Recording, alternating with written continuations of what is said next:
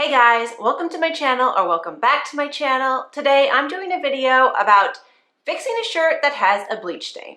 I ended up reverse tie-dyeing it and then adding more color back in. So without further ado, let's talk about how this all came about and what I did to fix it. I thrifted this shirt way back when because I just love an oversized black tee. And of course, here's my shameless plug to go follow me on TikTok and Instagram. Long story short, I was cleaning and I got a bleach stain on this shirt. I was bummed, but then I decided to just reverse tie-dye the whole thing, so I tied it up in a spiral. I got the t-shirt wet and then went outside and added some Out White Bright to my boiling pot of water. This is one way that you can do reverse tie-dye with the Out White Bright, and I will link the Out White Bright down in the description box below for you. And I have another video on my channel that goes into more specifics of using White Bright. So if you want to check that out, I'll link it at the end of this video. After the color was removed, I rinsed it in my sink and got it all cooled off, and now it's ready to open. So then I went into my studio, clipped it open, revealed it, decided I hated it, and I wanted to retie it and reverse tie-dye it again. So I put the rubber bands around it again after doing a new spiral. So here it is ready to go. I'm going to repeat the process. So just a reminder, if you don't like your results, you can just retie it and try again. So I went back outside and repeated the whole thing. And here it is after I reverse tie-dyed it. It looks much better. Except you can still see the bleach stain. Even if I had gotten the bleach stain perfectly lined up to be reverse tie-dyed with the Out White Bright, it would have still been a different color, which is like so annoying.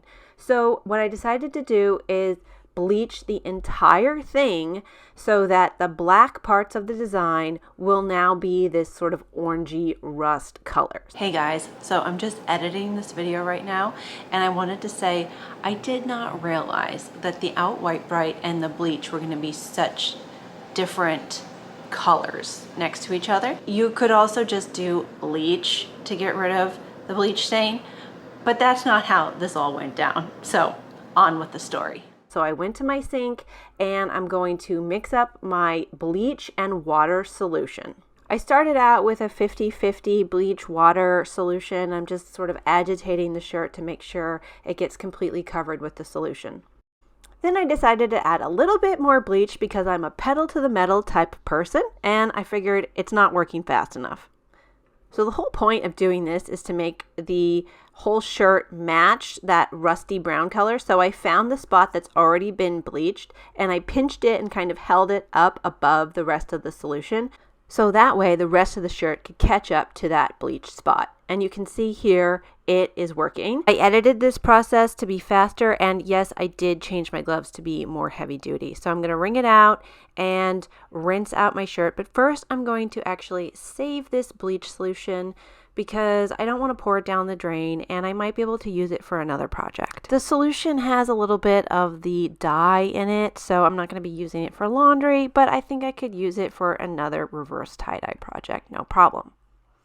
Next, I'm going to neutralize my bleached t-shirt with water and hydrogen peroxide. I'm going to be using 10 parts water and 1 part hydrogen peroxide.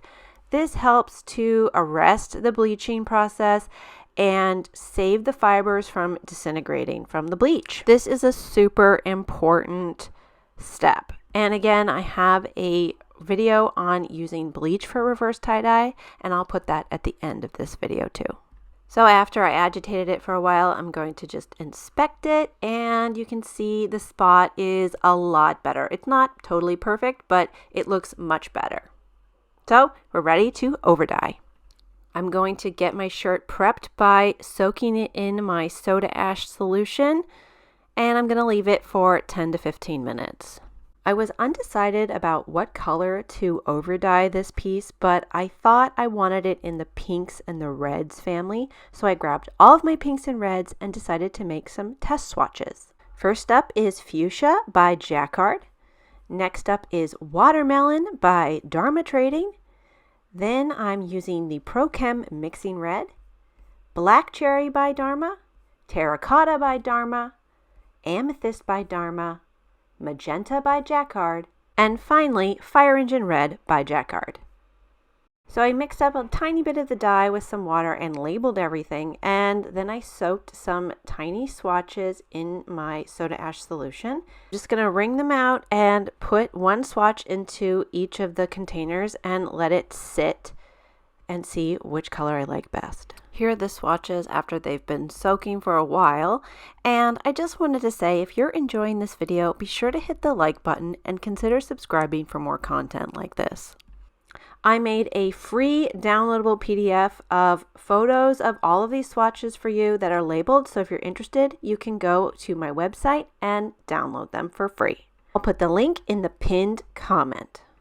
Ultimately, I decided that the terracotta matched the whole vibe of the shirt the best, and then I also really liked the fuchsia because it was a just really pretty pink color, so I decided to do a combo of the two. For the overdyeing, I'm going to do an immersion dye bath, and I'm going to mix up 3 gallons of water and 1.5 cups of salt. Then I'm going to stir it up and get the salt all dissolved before I add my dye. I'm going to add the excess from my little samplers, and then I'm going to add some more of the powder. Here's a little bit of fuchsia, and now here is some of the terracotta. I'm using about a teaspoon. I definitely would recommend mixing it up in a little bit of liquid before putting it into the vat. I did not do that with the fuchsia, and I think it kind of caused some speckling. So now I'm going to add my shirt and let that dye go to work. After about 15 minutes, I'm going to add some soda ash to my dye bath, and I'm going to get a container and fill it with the existing dye, and then mix in about 1/4 cup of soda ash into that first and get it dissolved, and then add it to my dye bath. Soda ash is a fixative, so this is a really important step to make sure that the dye is permanent on the fabric. So I'm just going to get it nice and mixed up there. Here is a close-up of the shirt after about 2 hours where I have been periodically stirring it to keep it agitated. Next, I'm going to drain out the excess dye and rinse it with cold until the water runs relatively clear, and then wash it with hot water and Synthropol, also known as dyer's detergent. Synthropol is a detergent that is specially designed for getting excess dye out of your pieces. It's especially good for using for indigo dyeing and tie dyeing and ice dyeing to make sure that the resist parts of your design do not get re-dyed in the washer. As always, it is linked down in the description box for you. So here it is after it's been washed and dried. I like the color, but I think it could use a little more distressing. So I decided to get out some of my Jacquard decolorant mist and get to work. I gave it a very light mist, and then I decided to scrunch it. Then I added a few rubber bands to secure it. Then I grabbed some cardboard and took it outside, and I sprayed the piece with my decolorant, and I was very generous on both sides of the shirt. After it dried completely, I went in with some heat with my iron and got the decolorant to start to activate. You can see it looks very distressed. You can also use this stuff with stencils or whatever you want. It's pretty cool. It did take a while for the decolorant to fully activate, and I needed to add a lot of heat. After the first round, I decided to do a second round. And here it is after the second round, and I did wash and dry it again with Synthropol. I'm kind of undecided whether I like the decolorant on top or if I should have just left it. Let me know in the comments, what do you guys think? Do you like the decolorant, or is it just too much? I do think it kind of looks like camo, which is kind of cool. Let me know also if you guys have ever used decolorant and what you used it with. Did you use a stencil or just like a random pattern?